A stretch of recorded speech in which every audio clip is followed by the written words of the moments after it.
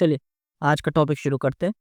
आज का टॉपिक है टाइप्स ऑफ ट्रेडिंग। ठीक है, लास्ट वीडियो में हम ट्रेडिंग वर्सेस इन्वेस्टिंग कवर कर चुके हैं और रिस्क रिवॉर्ड कवर कर चुके हैं और लिवरेजन कवर कर चुके हैं, राइट। ठीक है, तो आज का जो टॉपिक होने वाला है हमारा वो है टाइप्स ऑफ ट्रेडिंग। ट्रेडिंग के कितने टाइप्स होते हैं?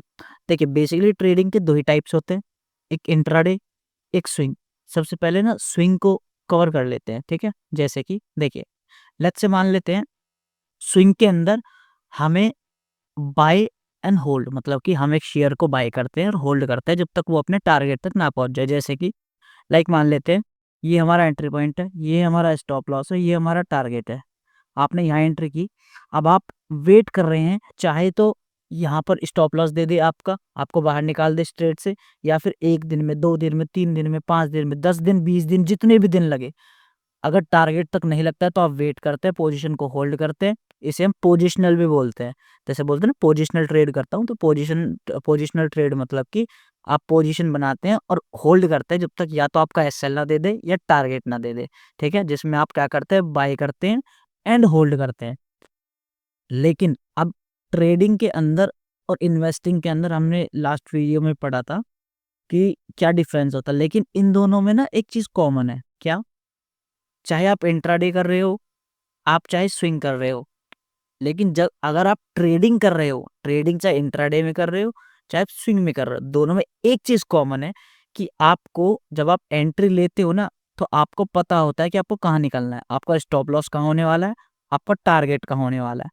लेकिन इन्वेस्टिंग के अंदर नहीं पता होता। इन्वेस्टिंग के अंदर आपको एंट्री पॉइंट पता है, अपना स्टॉप लॉस पता है, लेकिन आपको ये नहीं पता है कि आप कहाँ निकलने वाले हो। लेकिन अगर आप ट्रेडिंग कर रहे हो तो आपको ये दोनों चीजें पहले ही पता होती हैं, आपका स्टॉप लॉस, आपका टारगेट। ठीक है, चलिए अब स्विंग की बात करते हैं। स्विंग के अंदर दो टाइप से ट्रेडिंग होती है, एक शॉर्ट टर्म ट्रेडिंग, एक लॉन्ग टर्म ट्रेडिंग। ठीक है, इसको बहुत इजी तरीके से बताता हूँ। आपने मान लेते हैं एक पोजीशन बनाई, ये टारगेट है। मान लेते हैं आपके एंट्री पॉइंट से टारगेट तक आने में अगर वो 365 डेज, मतलब कि 1 साल के अंदर अंदर, 365 डेज के अंदर अंदर अगर आपका टारगेट हिट कर देता है तो वो शॉर्ट टर्म ट्रेडिंग कहलाता है। अगर 365 डेज से ज़्यादा टाइम लेता है तो लॉन्ग टर्म ट्रेडिंग कहलाता है। बिल्कुल सिंपल है। लेकिन मेन चीज़ क्या है, ना हमें इससे मतलब है ना हमें इससे मतलब है। हमें मतलब किस चीज़ से, हमारे टारगेट और स्टॉप लॉस से। स्विंग के अंदर बहुत पेशेंस चाहिए होता है। आपने एंट्री बनाई और आप वेट कर रहे हैं, चाहे 3 महीने लगे, चाहे 5 महीने, चाहे 6 महीने, आपका टारगेट या स्टॉप लॉस लगने में। ठीक है, तो बेसिकली स्विंग स्विंग ये, अगर आप बोलते कि मैं स्विंग ट्रेड करता हूँ तो इसका मतलब है आप पोजीशन को बाय करते हैं और अपने पास होल्ड करते हैं जब तक वो आपके स्टॉप लॉस या टारगेट तक ना लग जाए। बिल्कुल सिंपल कॉन्सेप्ट है। चलिए अब इंट्राडे की बात करते हैं। इंट्राडे में क्या है, इंट्राडे में आप बाय करते हैं और उसी दिन पे सेल करते हैं, आप होल्ड नहीं करते हैं। आपका लेट्स से मान लेते हैं ये आपका एंट्री पॉइंट है, ये टारगेट है, ये स्टॉप लॉस है। आपने एंटर किया, यहाँ घूमा, स्टॉप लॉस नहीं दिया, वापस आया यहीं। अब एक ही दिन के अंदर ना स्टॉप लॉस दिया ना टारगेट दिया, वो यहीं पर ही घूम रहा है। तो आपको यहीं पोजीशन काटनी पड़ेगी। जैसे ही आपका 3:30 का टाइम होता है मार्केट बंद होने का, 3:30 से पहले आपको ये पोजीशन यहीं काटनी पड़ेगी, वरना आपका ब्रोकर काट देगा। ठीक है, ये हम डिस्कस कर चुके थे पिछली वीडियो में। चलिए कोई बात नहीं। अब इंट्राडे के अंदर भी ना दो टाइप्स होते हैं। इंट्राडे के अंदर दो टाइप्स होते हैं, एक इंट्राडे, एक स्कैल्पिंग। ये वर्ड आपने बहुत सुना होगा, इंट्राडे एंड स्कैल्पिंग। अब इसको थोड़ा सा इजी तरीके से समझते हैं। इंट्राडे मतलब कि आपने एक ट्रेड लिया, ये थोड़ा स्टॉप लॉस, ये टारगेट, एक ही दिन के अंदर आप वेट कर रहे हैं। आप एक दिन का वेट कर रहे हैं, पूरे एक दिन का, चाहे आपका टारगेट लगे चाहे आपका स्टॉप लॉस लगे, आप पूरा वेट कर रहे हैं। स्कैल्पिंग के अंदर हम क्या करते हैं, क्विक मूव्स के अंदर घुसते हैं, जल्दी जल्दी जल्दी जल्दी एंटर करते हैं, जल्दी जल्दी एग्जिट करते हैं। इन दोनों को थोड़ा और इजी तरीके से समझने के लिए नेक्स्ट स्लाइड पे चलते हैं। बट ये पहले समझ लेते हैं कि इंट्राडे के अंदर दो ही टाइप से ट्रेडिंग होती है, इंट्राडे और स्कैल्पिंग। इन दोनों में क्या डिफरेंस है वो अभी जानते हैं। और एक और चीज, leverage only in intraday. Leverage हम डिस्कस कर चुके हैं क्या होती है, लेक्चर 5 में। जिसने नहीं देखी हो जाके देख सकता है। लेवरेज क्या होती है, इसके क्या प्रोज है, क्या कॉन्स है, जो भी चीजें हैं हमने डिस्कस की हैं। लेवरेज मिलती है सिर्फ और सिर्फ इंट्राडे ट्रेडिंग में, स्विंग के अंदर लेवरेज नहीं मिलती है। स्विंग के अंदर पूरा पैसा देना पड़ता है और पोजीशन होल्ड करनी पड़ती है। ठीक है, चलिए नेक्स्ट स्लाइड पे चलते हैं। चलिए इंट्राडे और स्कैल्पिंग। अब इंट्राडे और स्कैल्पिंग में क्या फ़र्क होता है, हम डिटेल में बात करते हैं। देखिए, इंट्राडे के अंदर हम रिस्क रिवॉर्ड लास्ट वीडियो में डिस्कस कर चुके हैं, जिसे ना पता हो वो जाके रिस्क रिवॉर्ड की वीडियो देख सकता है। मिनिमम आप इंट्राडे के अंदर जो रिस्क रिवॉर्ड रखते हैं वो 1:2 रखते हैं। अभी इंट्राडे स्कैल्पिंग सिर्फ और सिर्फ एक माइंडसेट की चीज़ें हैं। अब दोनों ही चीज़ें एक ही दिन में होनी है, दोनों में एक ही दिन बाय होना है, एक ही दिन के अंदर सेल होना है। बस डिफरेंस क्या आता है वो हम देखते हैं। देखिए, इंट्राडे के अंदर हम मिनिमम 1.2 या उससे ज़्यादा का रिस्क रिवॉर्ड रखते हैं। स्कैल्पिंग के अंदर हम मिनिमम 1:1 का रिस्क रिवॉर्ड रखते हैं। अब इससे फ़र्क क्या पड़ता है? इंट्राडे के अंदर less number of trades, 2 trades per day. लेकिन अगर हम इंट्राडे कर रहे हैं तो हम पहले सेट करके चलते हैं, फिर हमारे कुछ रूल्स होते हैं कि आज के दिन या तो मैं सिर्फ 2 ट्रेड करूँगा, चाहे इनमें लॉस हो या प्रॉफिट हो, और मैं निकल जाऊँगा। लेकिन स्कैल्पिंग के अंदर मोर नंबर ऑफ ट्रेड्स, आप ज़्यादा ट्रेड्स करते हैं, क्यों? क्योंकि आपका जो रिस्क रिवॉर्ड है वो बहुत कम है।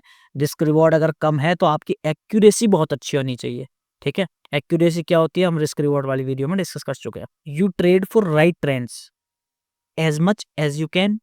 लेकिन स्कैल्पिंग के अंदर आप ट्रेड करते हैं मूव्स को कैप्चर करने के लिए। अब इसमें फ़र्क क्या होता है? फ़र्क ये होता है, देखिए, लेट्स से मान लेते हैं आज मार्केट है, आज मार्केट ना सुबह खुला यहाँ पर और बंद हुआ कुछ ऐसे, ठीक है? ध्यान से समझना, ये मार्केट यहाँ बंद हो गया। इंट्राडे के अंदर हम क्या ट्राई करते हैं कि हमने लेट्स से मान लेते हैं अगर यहाँ पोजीशन बनाई है यहाँ, तो हम ट्राई करेंगे कि हम पोजीशन को यहाँ तक ट्रेल करें। क्या देखिए, ट्रेल वाला नेक्स्ट वाला पॉइंट है, लेकिन बता दे रहा हूँ।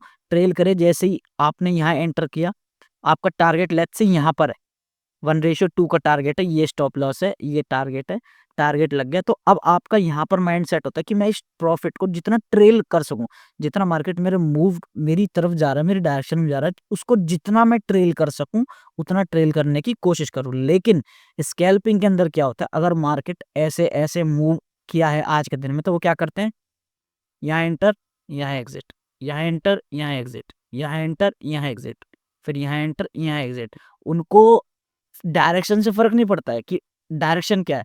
अगर मार्केट का डायरेक्शन अपसाइड है तो स्कैल्पर डाउन साइड की ट्रेड में भी पैसा कमा सकता है, क्योंकि रिस्क रिवॉर्ड हमारा कम है, छोटे मूव्स मिलने के चांसेस ज्यादा होते हैं। अब इंट्राडे के अंदर after target hit you trail for more with proper plan. जैसे कि क्या होता है कि इंट्राडे के अंदर जब आप पोजीशन बनाते हैं तो आपका जो गोल होता है, आपका गोल होता है कि अगर आपकी डायरेक्शन में मार्केट भाग रहा है, आपकी तरफ जा रहा है, तो उसको जितना हो सके उतना उसे ट्रेल करना, उतना प्रॉफिट निकालना। यहाँ एंटर किया, ये टारगेट है, लेट्स से मान लेते हैं आपको टारगेट हिट हो गया इंट्राडे के अंदर, तो अब आप ये नहीं करेंगे कि पोजीशन काट देंगे, आप क्या करेंगे, आप यहाँ से ट्राई करेंगे अपने एसएल को ट्रेल करने का, एसएल को ट्रेल करने का, कि जितना हो सके आपकी तरफ जा रहा है उसको उतना पीछे पीछे पीछे मार्केट के चलते रहे और जहां हो सके वहां निकल जाए, जहां मार्केट हमें निकाल दे।